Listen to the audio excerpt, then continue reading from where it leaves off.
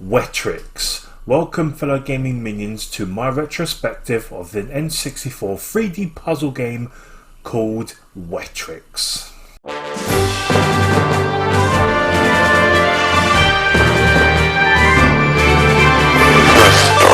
Puzzle games are not really my thing. They never have been, to be honest. But with that being said, it does not mean that they cannot provide me with an interesting experience with how they are created.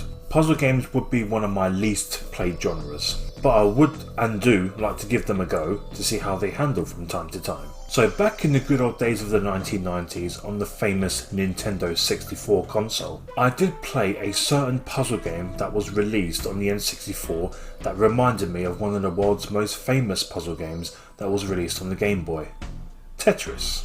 Enter Wetrix for the Nintendo 64. I would say that I have some fond memories of this game, with my experience ranging from both the single player and the multiplayer. Playing with somebody else added into the extra fun factor to this game. It's not that often that a puzzle game would actually provide me with such a fun experience of memories while playing through my years. I remember back in the good old days of the 1990s when I was just a little kid when I received this video game from a family member who purchased it for me. My first impressions on the main menu of this game were, wow, this game looks colourful. It's very bright and vibrant. I wonder how this will play and what sort of game it is. Please keep in mind that I did not read the back of the box when I actually had this game. I was so eager to actually just play my new video game that I just got. I was then looking through the different modes on the select menu and I was hyped even more. Then it was game time. And at very first I was actually confused and lost as to what sort of game it is I'm actually playing right now. After all, I've never seen anything like Wetrix before. I was introduced to things falling from the sky and having to put them in a box of what looks like a small arena to hold water in. This became apparent to me after a few gameplays of it, of course. At first I was just moving materials, or whatever they're called, into random places, only to find out that this game has other items at its disposal for you, such as the bombs, the rubber duckies, water, fireballs, downers, ice, and the earthquakes. Such an interesting game. So the role of the game is to use the uppers to build an area or areas, depending on how you play, to place or hold the water that comes into the game a little bit afterwards. So my thoughts were to actually build a huge box of a square to hold the water in, which has proved to be a big successful strategy during my game time with Wetrix. As you build with the uppers, the earthquake meter on the left hand side of the game fills up slowly, in which case once it reaches its climax point it will generate an earthquake that will actually pretty much ruin the whole area of what you have built up, because what it does, it just destroys what you have built, which will in that case leave the water to leak all over the sides, which will probably result in a game over once the water meter fills up to its climax point. So once the water reaches its climax point, the water meter on the right hand side of the game, then it's game over. So that's why with the uppers you build a box or an arena to keep the water in so it doesn't go over the edge. So after many attempts of actually trying to gain a high score and improve my gameplay and my overall experience with Wetrix, it was at this point where after many weeks going into months of actually playing the game, I started to get better. So playing through the game I started to use the downers and the fireballs as well with good effect. So the point of the downers is to bring down the edges or where you place the uppers so as to keep a flat surface and keeps the earthquakes away, thank goodness for that. When the thing that I worry the most about comes along, the bomb, I always use those at the sides of the game. Every time a bomb comes I always used to place them right at the edges away from the water, because it would be suicide using those near or on the water, because pretty much that will just fill your water meter up quickly and then it's game over. Because the bombs also help with the earthquake machine, lowering it down because it destroys a portion of the uppers that you've actually built, decreasing the earthquake effect. The bombs can be such an annoyance at times. I always loved using the fireballs when they came along for the water, so decreasing the water and get rid of them was so satisfying.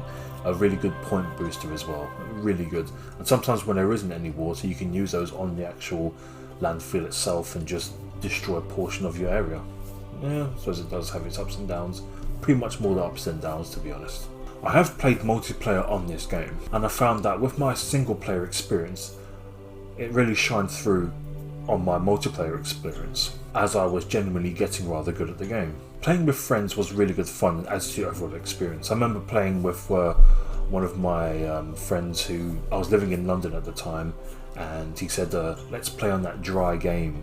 And for those of you that are wondering what dry means, it means, I don't know, some sort of London slang. So a bit dry, you know, so it said dry game, probably meaning like that weird game or something like that, or that games that's just kind of thing, you know. So he said, let's play on that dry game. His name was Leon, and I pretty much whooped him on it, and it was actually a pretty good experience, actually. I thought, yes, my time on this game has really shined through now. Yes. The other modes on this game provide a different experience, ranging from high difficulty with the pro levels to just enjoying the different kind of handicapped games as well.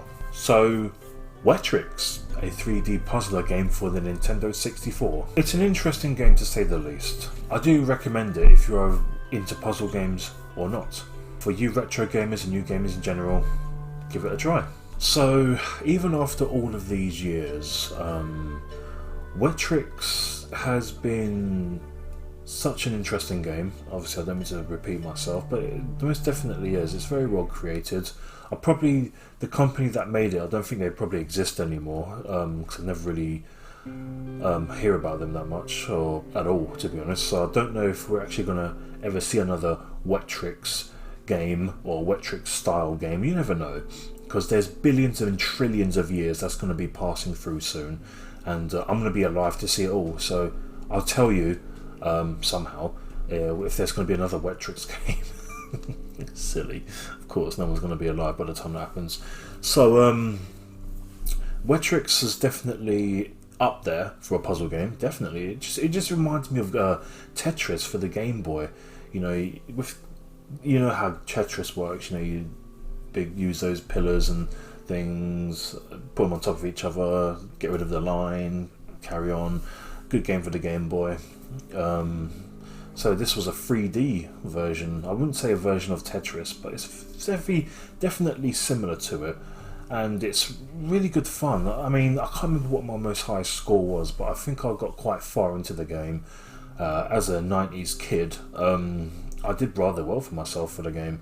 At first I thought, this game doesn't really seem to be that good, but that's because I judged it a bit too harshly. I mean, being a young kid, and I was used to my Diddy Kong Racings, my Blast Cores, my 007 GoldenEyes, I was into my Mario 64s and things like that, you know, platform games, first person shooters, and then along came a puzzle game, which was completely different in its own right. So, playing the game and everything, I actually found myself rather enjoying it. So it was actually a really good game, Wetrix. So I definitely do recommend it for those of you who have grew up with the N64, who haven't played it at all. Because a lot of people on Facebook, and I'm not paying any mind to these people, saying there's only a few selected hand of N64 games that are good. Maybe there's those hands of games that they've only actually played and haven't really broadened their minds to actually play other games. No, definitely play it. I wouldn't say this is a gem. I wouldn't say this is even a classic, but I'd say it's a pretty good game that's up there for other puzzler games. It's one that's worth playing, and I've actually had my good times enjoying it. I think I still own a copy of my N64 right now, so give it a try. So, fellow gaming minions, I'm Dr. Virtual, the Gaming Doctor. May you have a great day. Stay safe because of this coronavirus out there.